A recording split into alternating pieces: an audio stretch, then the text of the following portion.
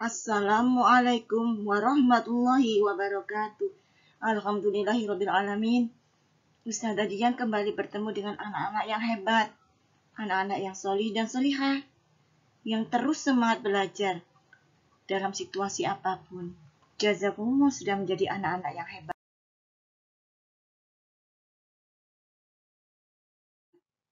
Bismillahirrahmanirrahim. Hari ini kita belajar mengenai Pancasila dan sifat kepahlawanan.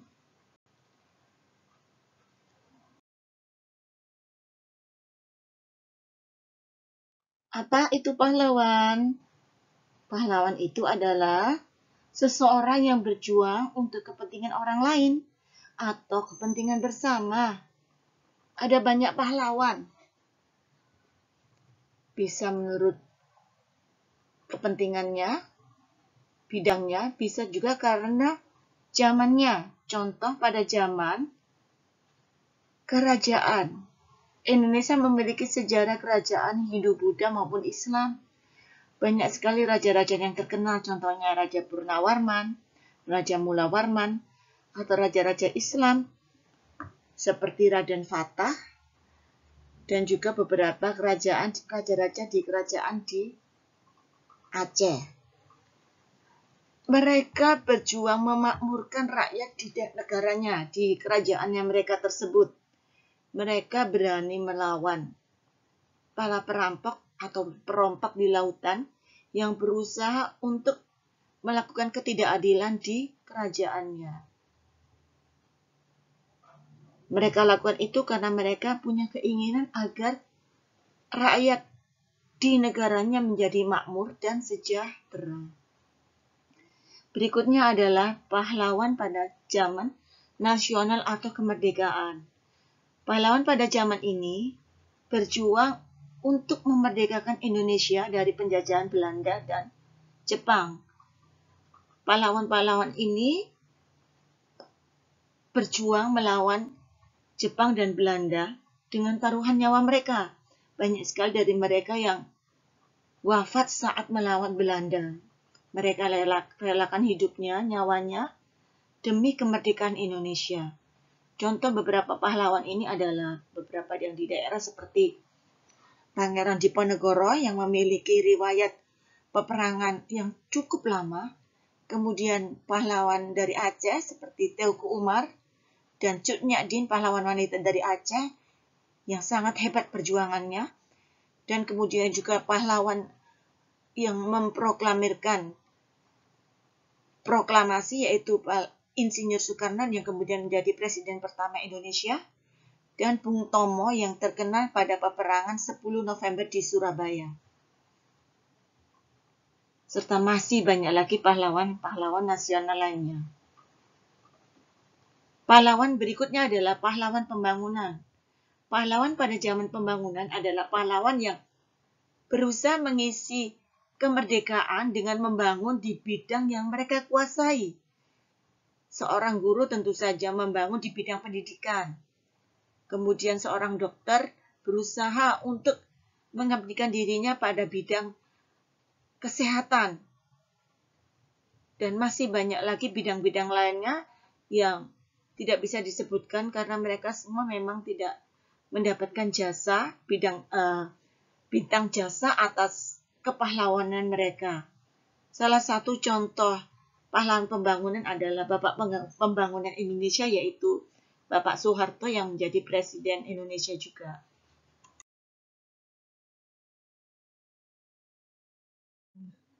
Sifat-sifat apa saja yang ada pada seorang pahlawan? Yang pertama adalah mereka bersikap adil. Mereka tidak suka ada seseorang yang diperlakukan tidak adil. Itulah mengapa mereka berjuang untuk orang tersebut. Kemudian, sifat berikutnya adalah mereka ikhlas. Mereka tidak minta apa-apa. Mereka bahkan rela merelakan nyawanya, hartanya, untuk kepentingan orang lain, untuk membela keadilan tersebut. Lalu sifat apa berikutnya? Mereka mempunyai keberanian. Mereka berani menentang orang lain. Mereka berani melawan orang lain yang melakukan ketidakadilan. Kemudian, mereka gigih, pantang menyerah. Saat mereka tertangkap, saat mereka bahkan hampir terbunuh, mereka tetap berusaha melawan. Mereka tidak pernah menyerah. Semua itu karena mereka mempunyai sifat yang sangat mulia, yaitu mereka mengutamakan orang lain daripada dirinya sendiri. Mereka mengorbankan dirinya, merelakan dirinya demi kepentingan orang lain. Sila apa yang akan kita hubungkan dengan sifat kepahlawanan? Yaitu sila keempat, yaitu yang berbunyi, kerakyatan yang dipimpin oleh hikmat kebijaksanaan dalam permusyawaratan perwakilan yang dilambangkan oleh kepala banteng dengan latar belakang berwarna merah. Apa makna lambang kepala banteng tersebut? Makna lambangnya adalah banteng atau lembu liar adalah hewan yang suka berkelompok. Masyarakat Indonesia adalah juga masyarakat yang suka berkelompok atau bersama-sama, terutama dalam menyelesaikan suatu permasalahan. Dalam menyelesaikan permasalahan, masyarakat Indonesia biasa bermusyawarah untuk mencari keputusan yang tepat untuk menghindari pertengkaran. Dengan berkelompok pula, masyarakat atau rakyat Indonesia menjadi kuat. Makna sila keempat. Yang pertama adalah menyelesaikan masalah dengan musyawarah. Yang kedua, tidak memaksakan kehendak dalam musyawarah. Semuanya memiliki pendapat yang berbeda-beda, keinginan yang berbeda-beda, namun semuanya harus bijaksana agar kepentingan bersama didahulukan. 3. Menerima hasil keputusan musyawarah dengan ikhlas. Karena semua sudah dibicarakan dan sudah menjadi keputusan, maka kita harus bisa menerimanya dengan lapang dada atau ikhlas. Yang terakhir adalah karena semua itu adalah demi untuk kepentingan bersama. Teladani sifat dari sila keempat adalah ikhlas, gigih, berani, bijaksana, serta mengutamakan kepentingan orang lain daripada kepentingan diri sendiri. Sila berikutnya adalah sila kelima, yaitu keadilan sosial bagi seluruh rakyat Indonesia yang dilambangkan oleh padi dan kapas. Sekarang makna lambangnya. Yang pertama adalah padi. Padi adalah makanan pokok sebagian besar rakyat di Indonesia. Masyarakat banyak yang makan nasi, sebagian besar masyarakat di Indonesia, yang berasal dari padi.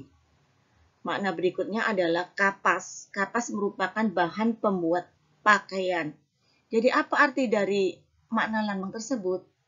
Artinya, pemerintah akan dengan adil, secara adil, memenuhi segala kebutuhan sosial tersebut, kebutuhan makanan, kebutuhan pakaian rakyat, apapun suku dari masyarakat tersebut, apapun agamanya, pemerintah akan bersikap adil memenuhi semua kebutuhan rakyatnya, menjadikan rakyat makmur dan sejahtera.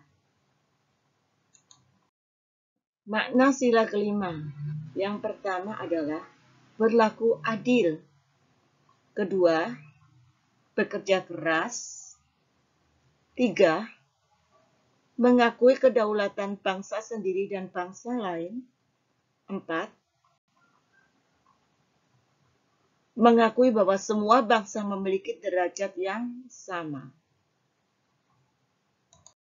Teladani sifat dari sila kelima adalah 1. Adil. 2. Bekerja keras. 3. Memiliki tanggung jawab sosial yang tinggi. Yang keempat adalah tidak memandang rendah orang ataupun bangsa lainnya. Alhamdulillahirabbil alamin. Kita sudah belajar bersama-sama apa itu sifat kepahlawanan dan hubungannya dengan Pancasila, sila keempat dan kelima. Ustadz Adian berharap kita semua bisa belajar dari sana, terutama Ustadz Adian sendiri, untuk menjadi pahlawan-pahlawan. Orang-orang yang rela berkorban untuk orang lain, mengorbankan kepentingan diri sendiri, mendahulukan kepentingan orang lain.